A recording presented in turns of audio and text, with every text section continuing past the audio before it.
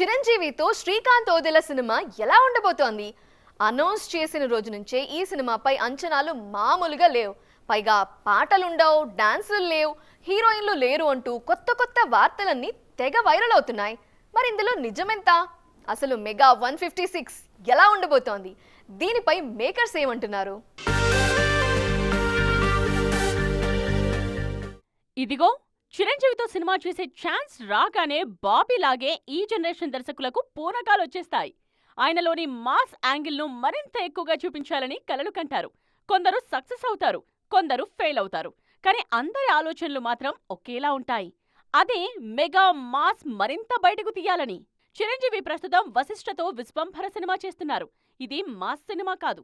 జగదేక వీరుడు, అతిలోక సుందరి, అంజీ తరువాత చిరు చేస్తోన్న socio fantasy ఇది. దీని తరువాత అనిల్ రావిపూడితో out and out comedy action entertainer చేయబోతున్నారు చిరు. ఓఎస్ఎస్ ఫర్టిలిటీలో ఇక్కడ ప్రతి అడుగులో ఎక్స్పీరియన్స్ డాక్టర్స్ ఉంటారు. In the good hands of science. Mummy daddy అవ్వాలంటే ఓఎస్ఎస్ కి కాల్ చేయండి. రౌడీ అల్లుడు, ఘరానా మొగుడు తరహా మాస్ సినిమా ఇది. దసరా ఫేమ్ శ్రీకాంత్ ఓదెల మాత్రం చిరంజీవితో అదిరిపోయే పీరియాడిక్ సినిమా ప్లాన్ చేస్తున్నారు. మెగాస్టార్ కెరియర్లోనే ఇదో డిఫరెంట్ అటెంప్ట్.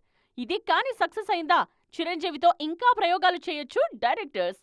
2025 దసరా తరువాత చిరు ఓదెల సినిమా పట్టాలెక్కనుంది.